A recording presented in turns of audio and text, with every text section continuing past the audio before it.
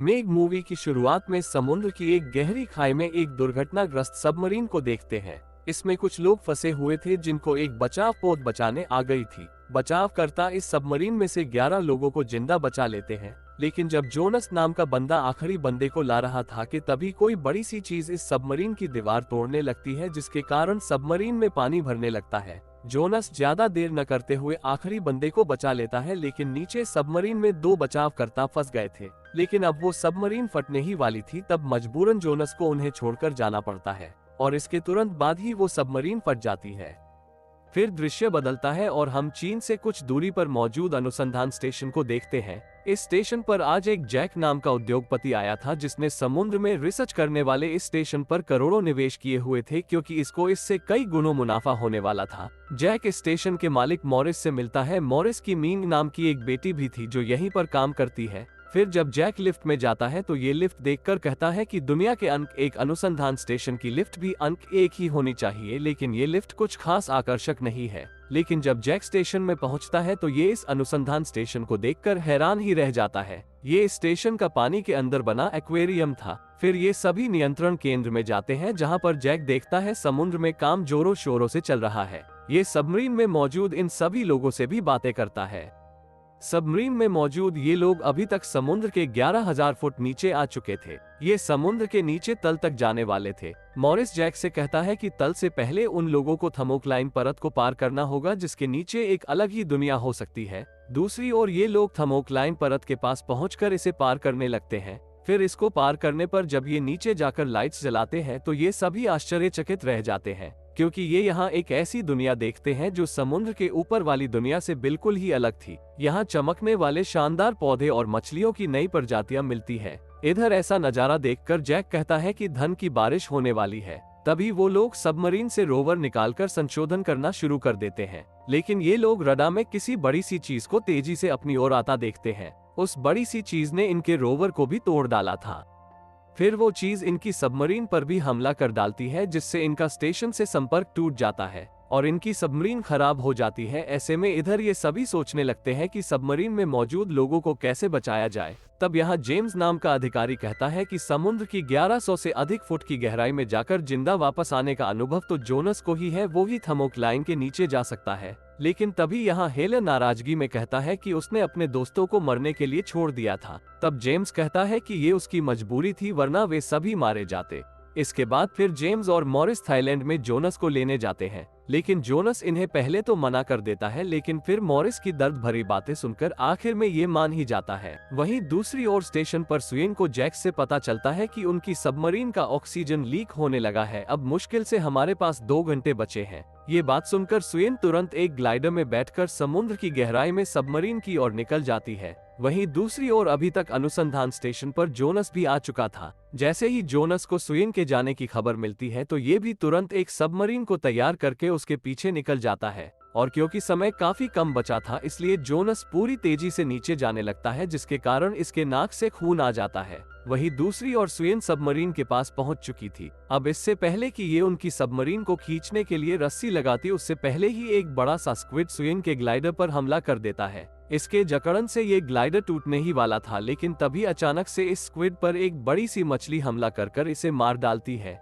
ये एक 90 फुट की विशाल मेगलाडोन मछली होती है। अब मेघ सुयेन की तरफ हमला करने आ रही थी, लेकिन इतने में यहाँ पर जोनस आ जाता है और इस मेघ का ध्यान भटका देता है। तब मौके पर ही सुयेन यहाँ से बचकर निकल जाती है। फिर जोनस अपनी बचाव सबमरीन को दुर्घटनाग्रस्त से सबमरीन से जोड़कर उनकी जान बचाने लगता है। इतने में इनकी तरफ मेघ हमला करने आने लगती है। तब एस्मे तोशी नाम का बंदा अपने साथी को बचाव सबमरीन में धक्का मारकर दरवाजा बंद कर लेता है और अपनी सबमरीन की लाइट से मेघ का ध्यान अपनी ओर आकर्षित कर देता है। ऐसे में तोशी मारा जाता है, लेकिन अपने साथियों की जान बचा लेता है। फिर जोनस इन सभी के साथ वापस स्टेशन पर आजता है। वहीं दूसरी ओर सुयेन की लड़की मींग एक्वेरियम में अपने खिलौने के साथ घूम रही थी, लेकिन तभी ये अपने सामने एक्वेरियम के बाहर मेघ को देखती है, जिसे देख इसके होश ही उड़ गए। यहाँ मेघ कांच को तोड़ने की कोशिश करती है, जिससे सारा एक्वेरियम काम उठता है। ऐसे में जोनस और बाकी सभी जल्दी से नीचे एक्वेरियम जाते हैं और तब ये यहाँ कांच पर मेघ के दांतों के निशान देखते ही दंग रह जाते हैं। इनको पता चलता है कि हमारे थर्मोक्लाइन पार करते समय ये मेघ भी पीछे पीछे ऊपर तक आ गई थी। तभी इनको खबर मिलती है कि स्टेशन से कुछ दूरी पर मेघ ने एक पूरी नाव को निगल लिया है।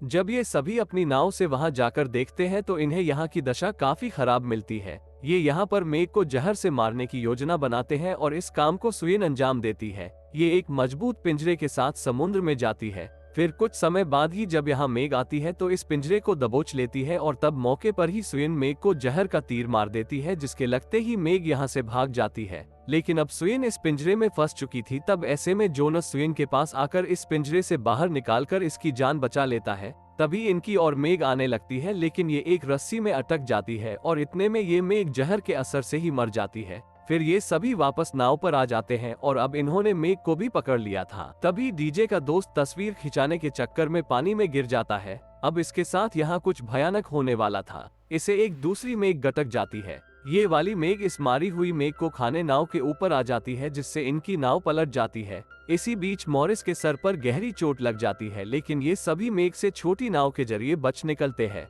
लेकिन अब तक सुयेन के पिता मॉरिस की बीच रास्ते में ही मौत हो जाती है।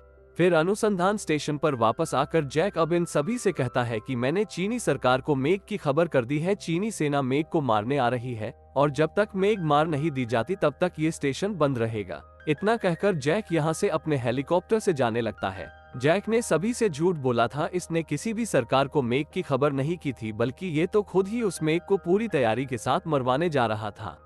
ये समुद्र में मछली के ऊपर अपने हेलीकॉप्टर से बमबारी करवाकर उसकी चीथड़े उड़वा देता है। लेकिन जब जैक मछली के पास जाकर देखता है तो इसे अपने आदमियों पर काफी गुस्सा आता है, क्योंकि इन्होंने मेघ की जगह एक व्हेल मछली मार डाली थी। ऐसे में जैक तुरंत यहाँ से चलने को कहता है, लेकिन नाव के झटके से जैक नीचे गिर जाता है, जो इसके साथियों को पता भी नहीं चलता। जैक डूबने से बचने के लिए व्हेल की लाश पर चढ़ जाता है, लेकिन तभी यहाँ मेघ आकर इसे चबड़ देती है। फिर जैसे ही ये खबर जोनस और बाकी सबको पता चलती है तो ये खुद ही मेघ को जल जहाज से मारने निकल जाते हैं। ये एक यंत्र में डॉल्फिन की आवाज चला देते हैं। वहीं दूसरी ओर मेघ समुद्र किनारे लोगों में तबाही मचा रही थी, लेकिन अब ये डॉल्फिन की आवाज सुनकर जहाज की तरफ आने लगती है। तब मौके पर सुयेन ग्लाइडर से मेघ पर मिसाइल से हमला कर देती है, जिससे एक बड़ा धमाका होता है। इस धमाके को देखकर ऊपर उड़ रहे दो हेलीकॉप्टर के पायलट का ध्यान भटक जाता है और ये दोनों आपस में टकरा जाते हैं। इनमें से एक हेलीकॉप्टर इनके जल जहाज पर भी गिर जाता है, लेकिन उससे पहले ही ये सभी लोग धमाके से बचकर पानी में कूद जाते हैं।